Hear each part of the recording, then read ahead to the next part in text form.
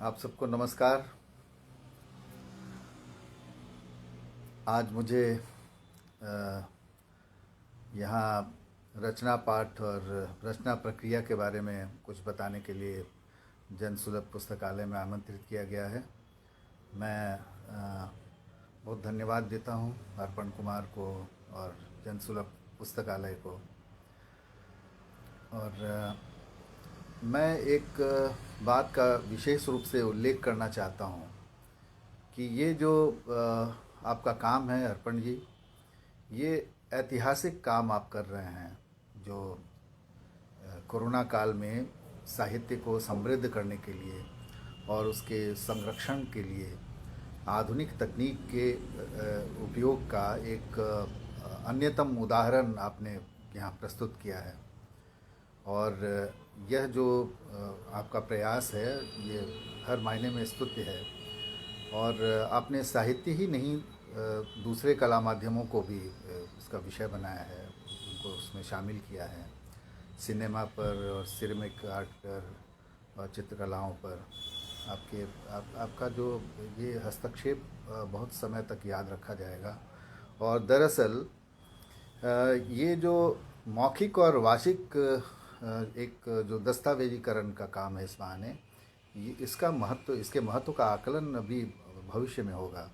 जब आप देखेंगे कुछ दशकों बाद इसके महत्व का पता चलेगा कि ये वाकई ऐसे संकट काल में ये कितना महत्वपूर्ण काम जन सुलभ पुस्तकालय के माध्यम से किया गया। और मैं इसके लिए आपको बहुत बधाई देता हूँ। और मेरा ख्याल है कि हर कोई आपकी इस बात के लिए प्रशंसा कर रहा है। आज मैं आपको जो कहानी सुनाने जा रहा हूँ वो अधरम मधुरम। यह कहानी दिसंबर के विगत दिसंबर 2021 के आजकल में प्रकाशित हुई। और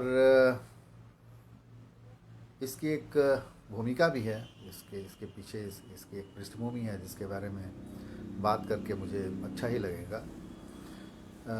दरअसल एक दिन अनामिका जी का फ़ोन आया मेरे पास कि आपके पास कोई कहानी है वचन भंग की, मतलब ये जो 10 कमांडमेंट्स हैं या जिसको सप्तपदी कहते हैं, दाम्पत्य जीवन में जो की शुरुआत के समय जो हम लोग वचन लेते हैं, जो नवयुगल, तो उसके भंग की, वचन भंग की कोई कहानी है आपके पास? कोई ऐसा अवसर, कोई ऐसी घटना जिसमें मर्यादा टूटी और वचन भंग हुआ हो? तो यूँ तो मेरे पास मेरी कई कहानियाँ हैं जिसमें स्त्री पुरुष संबंधों पर काफ़ी कुछ है। और मैं दरअसल स्त्री पुरुष संबंध को इस तरह से देखता हूँ कि ये सभी संबंधों के मूल में है। और यह जितना सहज दूसरी प्रवृत्तियाँ होंगी, नकारात्मक चीज़ें होंगी, तो उसका असर दूसरे संबंधों पर भी पड़ना लाजिमी है। बिल्कुल उसको आप बचाया नहीं जा सकता उसको। तो एक मेरे पास कोई ऐसी कहानी थी नहीं। मैंने एक कहानी शुरू की थी और उसका विषय भी ये वचन भंग तो नहीं था, लेकिन एक विषय था मेरे ध्यान में, और वो एक प्रेम कहानी की तरह की चीज़ थी। लेकिन वो मेरा ख्याल है कि 2-2.5 पेज लिखने के बाद वो फिर कहानी रह गई, वो पूरी हो नहीं पाई। तो जब उन्होंने कहा कि आपके पास कोई कहानी है, मैंने कहा कि ऐसी कहानी तो दिख नहीं रही है। तो उन्होंने इंसिस्ट किया कि आप क्यों नहीं लिख लेते हैं, एक कहानी नई लिख ली। उनको कहीं किससे बात हुई होगी। तो मुझे लगा कि ये इस बहाने एक और कहानी कम से कम मैं लिख लूँ तो ये अच्छी बात होगी। और इस तरह से इस कहानी की एक भूमिका तैयार हुई। और दरअसल जब मैं इसके बारे में मैंने सोचना शुरू किया तो बहुत सी जाहिर बात है कि जब आप कहानी लिखने बैठते हैं तो सबसे पहले आपका साबका संस्मृतियों से पड़ता है, अपने अनुभवों से पड़ता है, अपने आसपास के जो आप आपसे जुड़े हुए लोग हैं या आपके देखे लोग हों, जो घटनाएं हों, तो उन पर आप एक निगाह दौड़ाते हैं और आपको कई चीज़ें याद आती हैं, कई लोग याद आते हैं और उनमें से कुछ निकल कर बनता है जिसको कहते हैं कि जिसमें कहानी का एक रसायन तैयार होने लगता है अंदर, आपके कहानीकार के अंदर। तो ये जो है कहानी मैंने लिखी और ये एक अच्छी बात हुई कि वो जो कहानी मैंने शुरू की थी और उसको पूरा नहीं कर पाया था, अ, ऐसा संयोग हुआ कि मैंने वहीं से उसको फिर आगे बढ़ा दिया उस कहानी को। और उसके बाद जो ये कहानी बनी है, ये अधरम मधुरम, ये कहानी बनी। इसमें मुझे ऐसा लगता है कि संयोगों का बड़ा महत्व है और दरअसल जीवन जो है वो संयोगों की ही कहानी है, एक तरह से हम ये भी कह सकते हैं। और कहानी में भी संयोग घटित होते हैं, संयोग से ही कहानी कोई बन पाती है और किसी खास तरह की कहानी, किसी खास कोटि की कहानी, किसी खास आस्वाद की कहानी बन पाती है या कोई भी रचना बन पाती है। तो संयोगों का बड़ा महत्व है और इस कहानी में भी यही हुआ। और मुझे एक और बात जो आपसे कहनी चाहिए, मैंने जो अनुभव किया कि रचनाकार जो हैं वो एक दूसरे की सृजनशीलता में वो कितने या किस हद तक मददगार हो सकते हैं, सहायक हो सकते हैं, ये जो है मेरे ख्याल से इस पर विचार करना चाहिए। और ऐसे उदाहरण भी हैं हमारे यहाँ, हिंदी और या दूसरे भाषाओं के साहित्य में भी रचनाकारों ने एक दूसरे को स्टिमुलस दिया और बहुत बेहतर रचनाएं सामने आई हैं। और हमारे यहाँ जो संवाद है और आपसदारी है रचनाकारों के बीच, मैं इसको इस कारण से भी बहुत महत्वपूर्ण मानता हूँ, जो कि आपके आप में सृजन के नए क्षितिज खोल सकती है।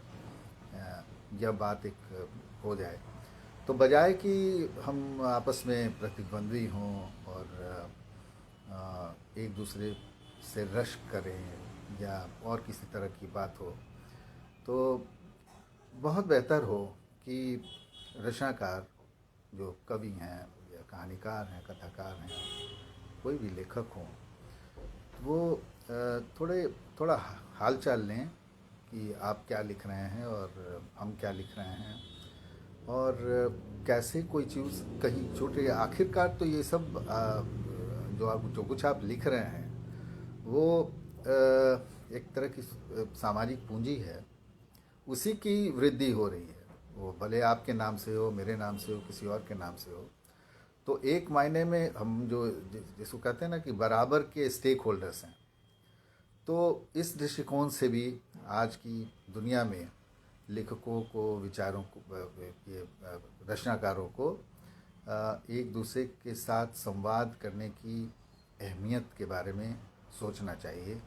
और मुझे बहुत अच्छा लगा। मैं सच पूछे तो इस विषय पर जो मैंने ये कहानी लिखी है, इसके लिए मैं अनामिका जी का आभारी भी हूँ। और मुझे कई लोगों से जो फीडबैक मिला, बहुत सारे लोगों से उनको कहानी पसंद आई और मुझे लगता है कि आपको भी पसंद आए। तो ये कहानी जब तैयार हुई तब फिर ये बात हुई कि भाई इसको भेजा कहाँ जाए और जल्दी छप जाए तो बड़ा अच्छा हो। तो मेरी तो रचनाएं जो हैं वो कम ही आती हैं, ख़ासतौर से कहानियाँ। तो मैंने मतलब हमने डिसाइड किया कि ये ऐसा किया जाए कि इसको आजकल में ही देते हैं। और मैंने चिट्ठी लिखी, एक छोटा सा मेल भेजा राकेश रेणु जी को और कहानी भेज दी उनको। तो कुछ महीनों बाद जब मैंने मैंने एक रिमाइंडर उनको भेजा कि आपको एक कहानी भेजी थी, उससे निर्णय से अवगत कराएं आप।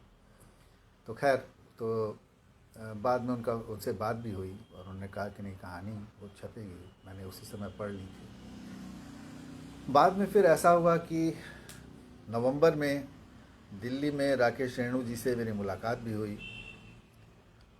और वो दिल्ली प्रवास की एक उपलब्धि हो गई।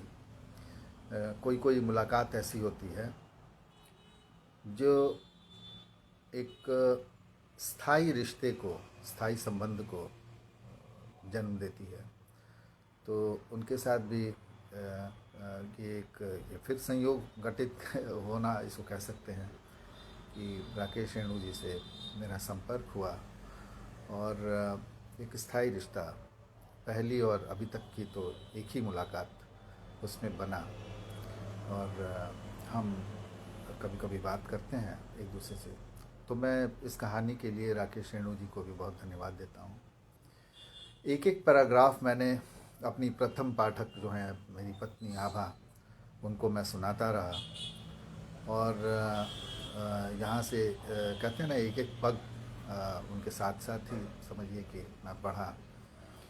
और उनको धन्यवाद देना तो ठीक नहीं है लेकिन फिर भी कृतज्ञ हूँ उनका भी।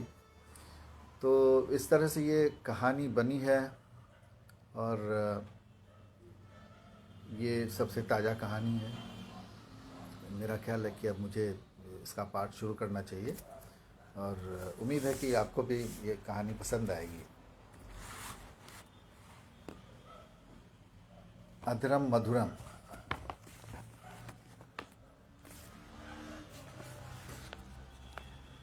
बहुत नींद आ रही है। बुरा तो नहीं मानोगे जो मैं सो जाऊं। सालों बाद की यह भेंट और उस पर यह नींद। बाहर हल्की बारिश के बाद आसमान खुल गया है। धीमे चलते पंखे की हवा में सोंधी सी महक घुल गई है। मैंने उसे देखा, नींद से भरी उसकी गुलाबी कुछ सूजी सी आँखों को। नींद की बात इतनी अप्रत्याशित है कि कुछ कह नहीं पा रहा। सेंटर टेबल पर खाली पड़ी चाय की प्यालियों के बीच एक सूखा पत्ता अमरूद का हिल डुल रहा है। खिड़की से लगे अमरूद के पेड़ पर हुदहुद वृंद आपस में कुछ कह सुन रहा है। मैंने कमरे में उजाला कम करने के लिए पर्दे ठीक किए और एक नज़र उसे देखा। उसने कुशन का तकिया लगा लिया है और आंचल से अपना चेहरा भी ढक लिया है। मैं अपने कमरे में आ गया हूँ। कमरे में आना मानो अतीत में लौटना हो गया है।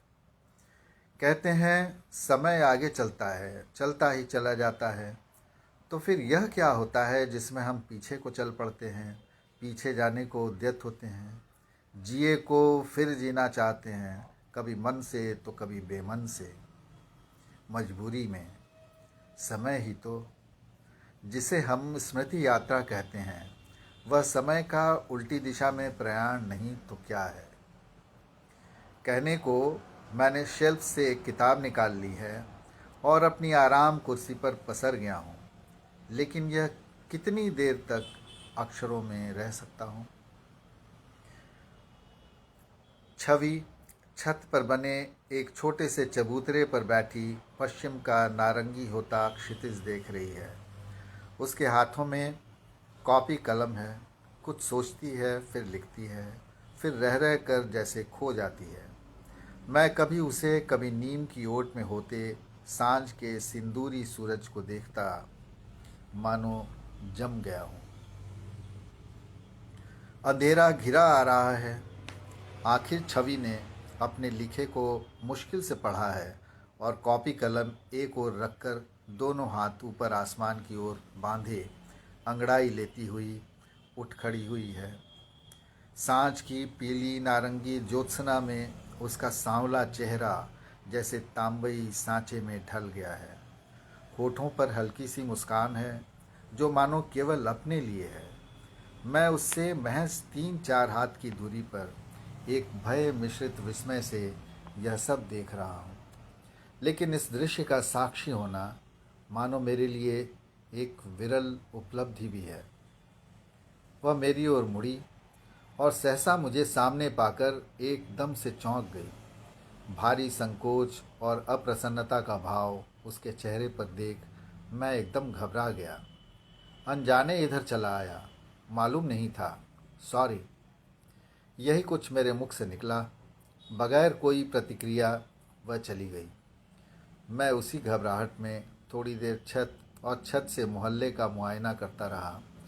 फिर रात घिरते ही घर लौट आया। छवि का नाम मुझे उसी से पता चला, गो कि उसने मुझे बताया नहीं था। क्लासरूम में हाजिरी के वक्त इस नाम की पुकार पर जो लड़की खड़ी हुई, यस सर, यह वही थी, छवि। हद हो गई। शहर, मकान के बाद अब क्लासरूम में भी छवि। उस दिन कॉलेज से बाहर निकलते समय उससे नज़रें मिलीं तो वह मुस्कुराई और मुझे चैन मिला कि उस शाम की गुस्ताखी की माफ़ी मिली। छत पर मिलना जुलना होता रहा। मोहल्ले की सबसे ऊंची छत थी वह, गनीमत थी। प्रायः परिवार के लोग भी आसपास होते।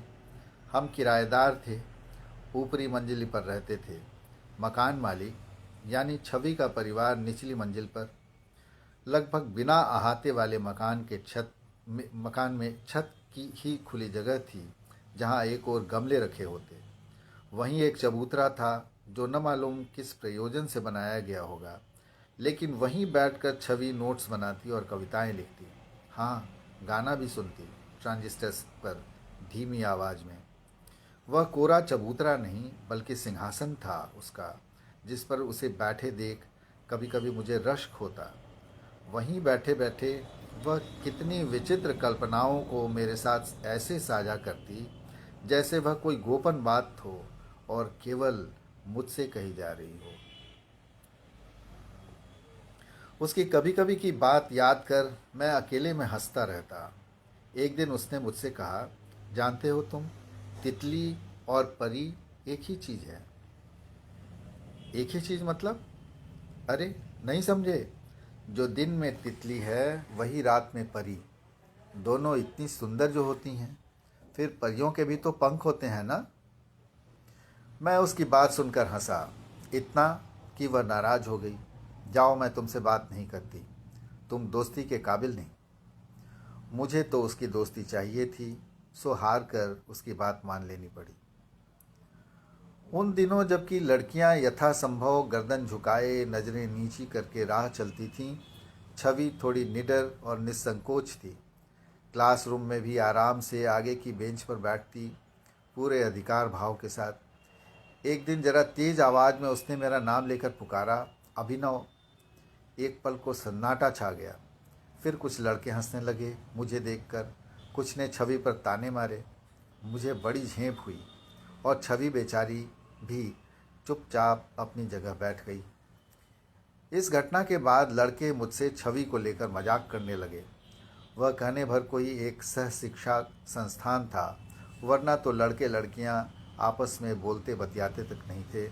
दोस्ती तो दूर की बात है। छवि ने मुझसे कई दिनों तक बात नहीं की। मेरी स्थिति अजब हुई। एक लड़की के साथ नाम जुड़ जाने जैसी अनहोनी हुई, और इधर इसके जिसके साथ नाम जुड़ा उसने भी मुंह फेर लिया। छवि को मेरी ओर देखना भी गवारा न था, यहाँ तक कि उसने छत पर जाना भी छोड़ दिया। मुझे सदमा सा लगा। आखिर क्या गलती हुई मुझसे जो छवि इतनी नाराज़ है। इधर घटिया तंग दिमाग लड़कों के लिए मैं मानो मनोरंजन का साधन बन गया था। मेरे साथ वे छवि का नाम घसीटते, इससे मुझे बहुत ग्लानि होती। मुझे ज्वर हो गया, 3-4 दिन घर में पड़ा रहा। ज्वर में रहते ही मुझे एक तरकीब सूझी। मैंने एक चिट पर लिखा, परी इन दिनों तितली नहीं बन रही, क्यों? माफ़ कर दो जो मुझसे कोई भूल हुई हो। पेंटिंग करता था, सो एक छोटा सा स्केच भी नीचे बना दिया। चिट मैंने एक किताब में रखी। कॉलेज जाने के समय मैं बाहर निकल आया।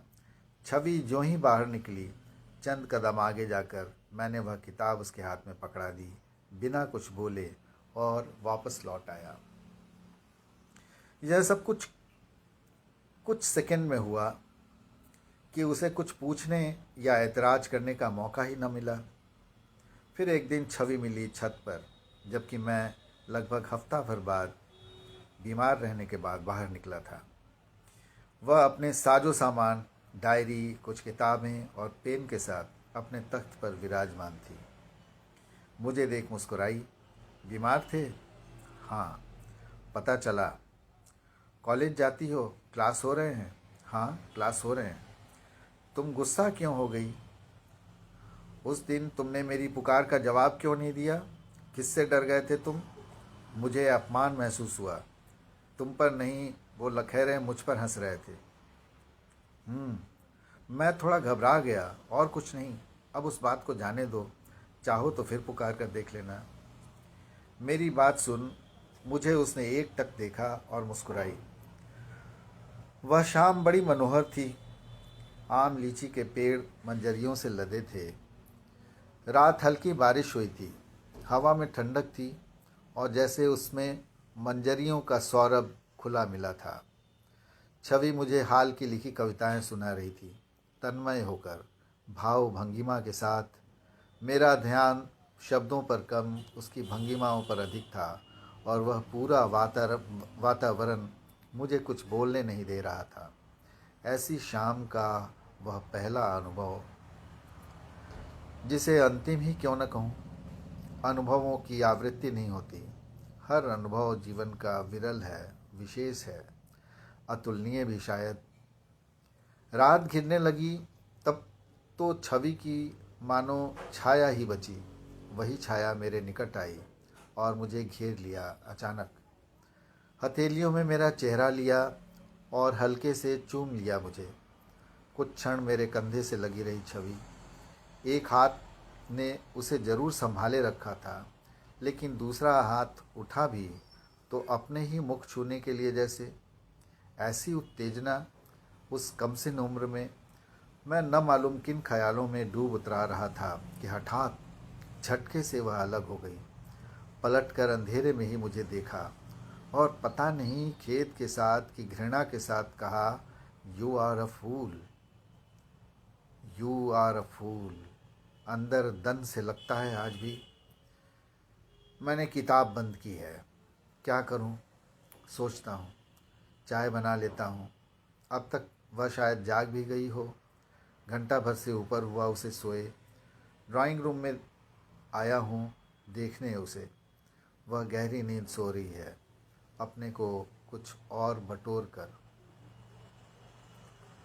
चेहरे से आंचल हट गया है, लेकिन माथे पर कोहनी आ गई है। 20-25 साल में जीवन इतना बदल जाता है, तो क्या चेहरा वही रहेगा?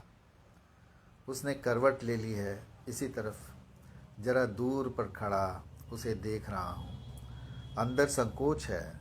मुझे ऐसा नहीं करना चाहिए। निजता का अतिक्रमण है यह। सोती हुई औरत को ताके जाना, वह भी पराई औरत। पराई ही तो। कितनी तो बातें करनी थी उससे, लेकिन वह तो नींद में है, गहरी नींद में।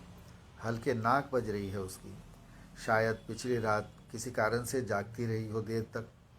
वरना यह क्या कि एक लगभग अनजान अपरिचित स्थान पर किसी को इस तरह से नींद घेरे, वह भी एक औरत को। लेकिन न जाने क्यों उसका इस तरह सोना मुझे परेशान कर रहा है। आशंकाएं घेर रही हैं। सब ठीक तो है छवि के साथ। चाहता हूँ उसे जगा दूँ, लेकिन उसकी ऐसी निश्चिंत नींद देख उसके लिए मोह उमड़ पड़ता है। बेचारी कब की थकी मांदी हो, अनिद्रा में भी रही हो, उसे सोने ही देना चाहिए। बरामदे में आ गया हूँ। धूप उतर रही है। आसमान में अब भी बादल हैं। दूर सामने क्षितिज में उनका जमघट है, जिसके ऊपर इंद्रधनुष तन आया है। आकुल आत्माओं की तृप्ति का आश्वासन देता। कितना अच्छा होता छवि भी यह सब देख पाती। बीतते आषाढ़ का ढलता हुआ यह दिन, इतना भरा भरा सा रंगीन आसमान, पवन झकोरों पर उमगते पेड़ पौधे, लेकिन वह तो सो रही है। जीवन में वैसे एक ही बार घटने वाली घटना के बाद तो छवि को देखते, बल्कि उसका ध्यान आते ही मेरे दिल की धड़कनें तेज हो जाती। लज्जा और संकोच का दोहरा भाव मन को घेरे रहता। उधर छवि के लिए मानो मैं कुछ रहा ही नहीं। कई बरस बाद मुझे यह बोध हुआ कि उसने ठीक ही मेरी उपेक्षा की। मैं उसकी तवज्जो के लायक था ही नहीं। दुनिया की कोई भी लड़की यह सहन नहीं कर सकती थी। कितने आवेग में भरकर उसने मुझे छुआ था। एक जवान होते लड़के के लिए इससे अनमोल उपहार क्या हो सकता था? इससे बड़ा सौभाग्य क्या हो सकता था जो एक युवा लड़की अपने प्रथम चुंबन से उसका प्रेमाभिषेक करे। प्रेम सिक्त प्रत्युत्तर के लिए कुछ क्षण उसने प्रतीक्षा भी की थी। फिर उसे बोध हो गया कि एक मूर्ख पर उसने अपना अमूल्य कोष लुटा दिया है। यू आर अ फूल। मैं अभागा, अपात्र, मूर्ख ही तो था जो उसकी कीमत नहीं जान सका और उसे यूं ही गंवा बैठा। एक शूल तब से अंतस में गड़ा हुआ है। बाद में शायद उसकी देखा देखी ही मेरी भी कविता में रुचि जगी। एक दिन पन्ने पलटते मुझे धर्मवीर भारती की ये पंक्तियाँ मिली। रख दिए तुमने नज़र में बादलों को साध कर, आज माथे पर सरल संगीत से निर्मित अधर, आरती के दीपकों की झिलमिलाती छाह में बांसुरी रखी हुई जो भागवत के पृष्ठ पर। इन पंक्तियों को पढ़कर मेरे अंदर ऐसा ज्वार उठा कि क्या कहूँ। मैं उस दिन कितना रोया था। मेरी क्षति कितनी बड़ी थी, कितनी गहरी, अब उसका अनुमान हो रहा था। इतने वर्षों बाद वह मकान छूटा, फिर मोहल्ला, फिर शहर। छवि की मन में बैठी छवि ही बची। न कोई भेंट, न संपर्क, न कुशल क्षेम ही। कि अभी 2 साल पहले भांजी की शादी में बहन के मुख से उसका नाम सुना और बहुत चौंका। छवि जी। मैंने उसकी बाँह पकड़ी। ये छवि जी कौन? मकान मालकिन? अरे हाँ अभिनव, तुम लोग तो छेके में आए नहीं। लड़के वालों की तरफ से आई थी वह। उसी ने हमें पहचाना। यहीं तो रहती है। मैंने कहा कभी कभी आ जाया करो, ये नई रिश्तेदारी अपनी जगह। तो कल वह आई थी, आज भी मैंने बुलाया है उसे। मैंने उसका हाथ छोड़ दिया। पासी पत्नी है, बेटी भी, और मेरा दिल धक धक कर रहा है। यू आर अ फूल। कैसे सामना होगा उससे? अगले दिन बारात आने वाली है। तमाम व्यवस्थाओं और व्यस्तताओं के बीच इसी उधेड़ बुन में लगा हूँ कि उससे मिलूँगा कैसे।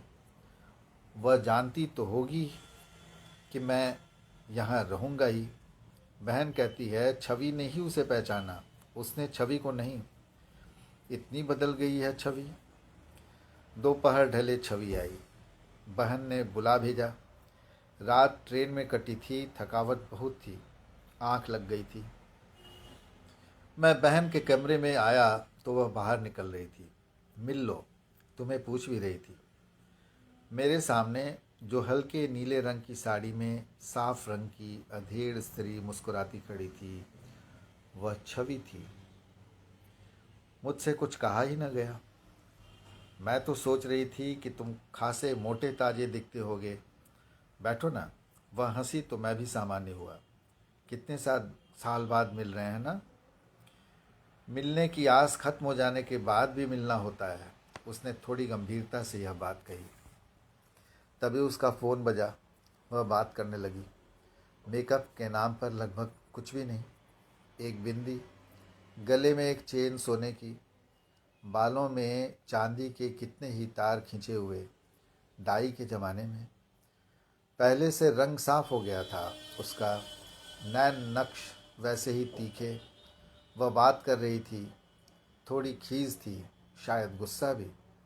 कहा तो मैंने ऑफिस पहले छोड़ दिया, अभी दीदी के घर हूँ, रात होने के पहले आ जाऊँगी। उसने फ़ोन काट दिया। चेहरे पर एक पल को विद्रूप की छाया सी दिखी। तुम कहीं एम्प्लॉयड हो? हाँ, चाइल्ड डेवलपमेंट ऑफिसर हूँ, वेलफेयर डिपार्टमेंट में। अरे वाह, ये तो बहुत अच्छा है। मुझे लगा कि तुम शायद लेक्चरशिप में होगी कहीं। इतना इंटरेस्ट था ना तुम्हारा लिखने पढ़ने में। अब छवि ने मुझे जरा ध्यान से देखा। कुछ देर चुप रहकर बोली, वह सब कहाँ सद पाया, जैसे उसने अपने आप से कहा हो। फिर बोली, कम वक्तों ने वैकेंसी ही नहीं निकाली, मैं क्वालिफाई तो करती थी। हम्म, तुम कहाँ हो? अरे हाँ, तुम तो जर्नलिस्ट हो ना। मैं जवाब में हल्के से हंसा। सोचा कह दूं कि तुम्हारी ही प्रेरणा से मैंने लिखना पढ़ना शुरू किया, फिर इसे ही करियर बना लिया। लेकिन पता नहीं बात का रुख किधर पलट जाए। चुप ही रहा।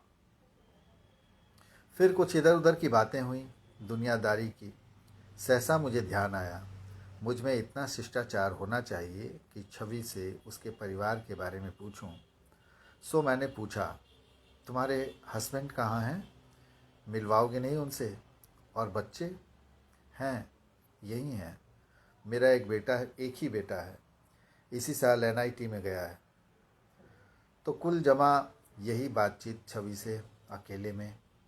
हमने अतीत की छाया से भरसक अपने को दूर रखा। शादी ब्याह भी खूब मज़े में निपट गया। दमयंती और छवि के बीच भी अच्छा परिचय बन गया।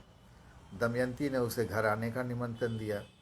उसने कहा, कभी कभी टूर बनते हैं, ज़रूर आऊँगी। गो की छवि ने हमें अपने घर चलने के लिए नहीं कहा।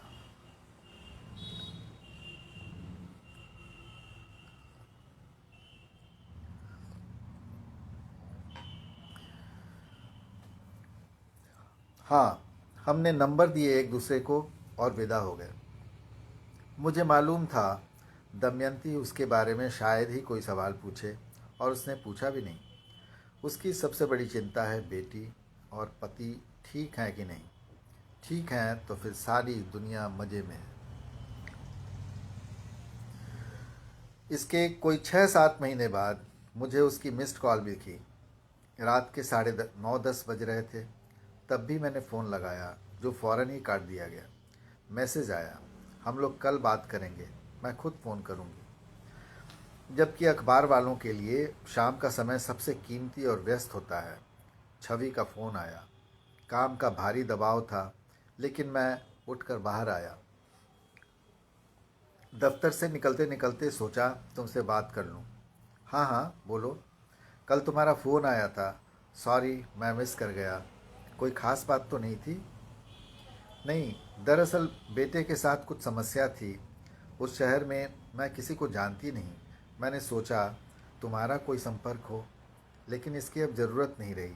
Matter got resolve. अच्छा। हाँ, यही समय मेरे लिए ठीक रहता है बात करने का। लेकिन हम पत्रकारों के लिए यह बहुत बहुत क्रिटिकल टाइम है ना। मैं हंसा। ओह, मुझे पता नहीं था। फिर बात कर लूँगी, सॉरी। उसने फ़ौरन ही फ़ोन काट दिया। अच्छा तो नहीं लगा, लेकिन मैं करता भी क्या। लेकिन मैंने उसे उसी समय व्हाट्सएप मैसेज भेजा। हम मैसेजिंग तो कर ही सकते हैं। कोई जवाब नहीं आया उस समय। जवाब रात में आया। हाँ, कर सकते हैं अगर तुम चाहो और तुम्हें कोई असुविधा न हो। नहीं, असुविधा क्या होगी? तुम लोगों से अच्छी भेंट हो गई इतने सालों बाद। अकल्पनीय भेंट। मैं तो दीदी के मुंह से तुम्हारा नाम सुनकर एकदम चौंक पड़ा था। मैंने उन्हें देखा तो मिलने से खुद को रोक नहीं सकी। ठीक है, फिर बात करेंगे। क्यों, तुम्हें कोई दिक्कत है? दिक्कत तुम्हें भी तो होगी, कोई अकेले तो नहीं हो। यही बात तो तुम्हारे साथ भी है। नहीं है, मैं जन्म जन्मांतर से अकेली हूँ। मेरी अंगुलियाँ सहसा थम गईं। उधर से भी चुप्पी। क्या कहती हो? अब सो जाओ, लेकिन अगर बात करनी हो तो ऑफिस आवर में ही करना। वह ऑफलाइन हो गई और मैं तब से ऑफ माइंड हूँ। कहीं मन नहीं लगता, कुछ करने को जी नहीं चाहता। रोजी रोटी के लिए जहाँ तक हो सके काम में झोंके रहता हूँ खुद को। कई दिनों बाद एक रात भर ऑनलाइन दिखी। मैंने तुरंत मैसेज किया, कैसी हो? ठीक हूँ, तुम? अच्छा हूँ, कुछ कहना चाहता हूँ। क्या? तुमसे माफ़ी मांगना चाहता हूँ। माफ़ी? क्यों? किस बात की? अनादर की। मैं सचमुच मूर्ख था। आई वॉज इंडीड अ फूल। उस ग्लानि में मैं अब तक जी रहा हूँ। अच्छा ही किया तुमने मुझे अपनी स्मृति से पोंछ दिया। I just got cast away. क्यों कुरेदते हो? वह बचपना था मेरा। तुम्हें पसंद करने लगी थी बहुत। एक्सप्रेस करने का और तरीका नहीं सूझा। लेकिन अब सोचती हूँ तो तुम ठीक ही लगते हो। अपनी जगह स्थिर रहे, कंट्रोल किया खुद को। क्या कहूँ, तुम यूं ही कह रही हो। मैं कितना पछताया जब अनुभव किया कि किसी युवती का आत्म प्रेरित पहला चुंबन पहली संतान को चूमने जितना ही पवित्र होता है। काश मैं यह सब समझने के काबिल होता। एक बात जानते हो, that was first and last from me on my part. What do you say? Please don't say like this. फिर कोई मिला ही नहीं जीवन में। वह फिर ऑफलाइन हो गई और आज इस तरह मिली है तो सो रही है। अभी आवाज़ पर उठा था, लगा कि तरोताज़ा होकर मुझे ढूंढती आएगी, लेकिन वह फिर से नींद में है। मैंने अभी अभी चाय ख़त्म की, अकेले और बत्तियां जलाई हैं। टीवी खोल नहीं सकता, खलल होगी। दमयंती का मैसेज मिला है, कल रात का उसका टिकट कंफर्म हो गया है। दोनों माँ बेटी परसों सुबह पहुंच रही हैं। एंट्रेंस टेस्ट के लिए चारू को उसी को लेकर जाना पड़ा। मुझे छुट्टी नहीं मिली।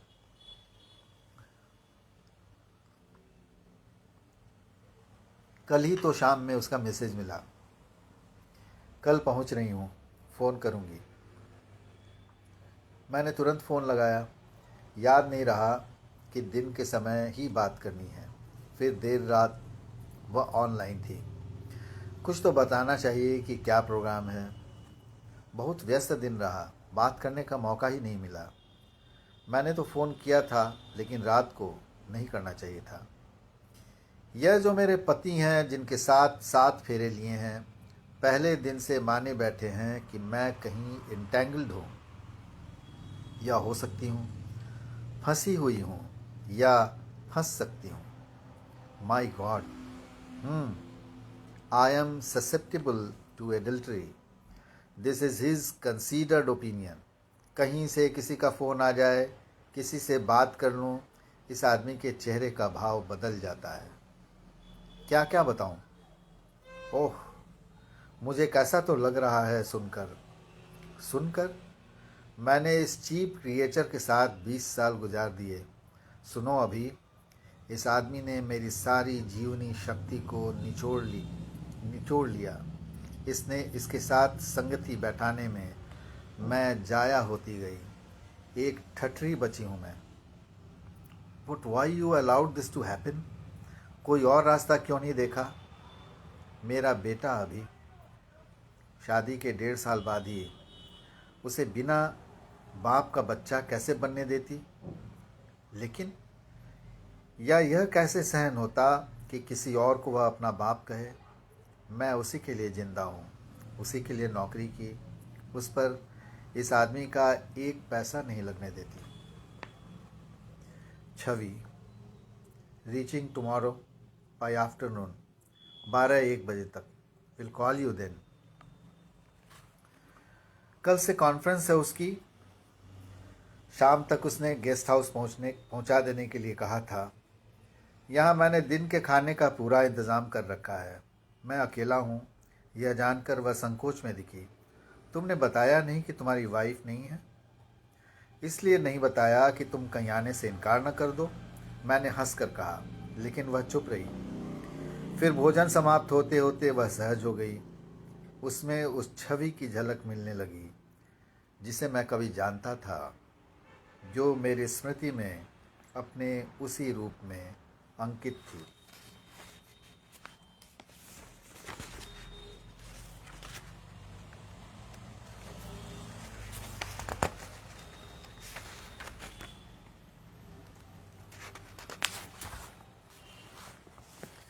भोजन के बाद मेरे घर का निरीक्षण किया और ड्राइंग रूम में दीवान पर आराम से बैठ गई।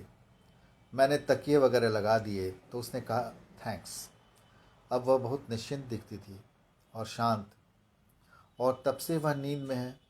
लेकिन आखिर हद होती है किसी चीज़ की। मैंने चश्मा हटाकर आँखों की कोरों को साफ किया है। हे विधाता, कोई कोई जीवन ऐसा क्यों हो जाता है और मेरे जैसा आदमी इसमें निमित्त कैसे बन जाता है। जाने अनजाने जीवन में हम मिलने के लिए आते हैं और भोगने के लिए। ड्राइंग रूम में आ गया हूँ, उसे जगाना होगा। जरा हंस बोल ले तो जाए। क्या नींद में ही चली जाएगी या कैसे होने दूँ? क्या पता फिर कब मिलना हो न हो। उसके पास चला आया हूँ, गौर से उसे देखता हूँ। 2-4 सीधी लटें उसके माथे पर खेल रही हैं। बंद आँखों में भी जैसे अंदर एक गति है। पलकें कितनी बड़ी हैं, ऊपर की ओर मुड़ी। प्रौढ़ सुंदर चेहरा। उसे जगाना पाप से कम नहीं लग रहा। दृष्टि हो उसके होठों पर जाती है, सूखे पपड़ियों वाले, कुछ पतले होठ, हल्के से खुले। इन होठों का ऋण है मुझ पर और इसे उतारे बिना मेरी कोई गति नहीं। मानो अकारत जीवन को सकारत करने का अंदर एक दुर्दमनीय आवेग उमड़ा आ रहा है और मैं उसमें बहा जा रहा हूँ, बहा जा रहा हूँ।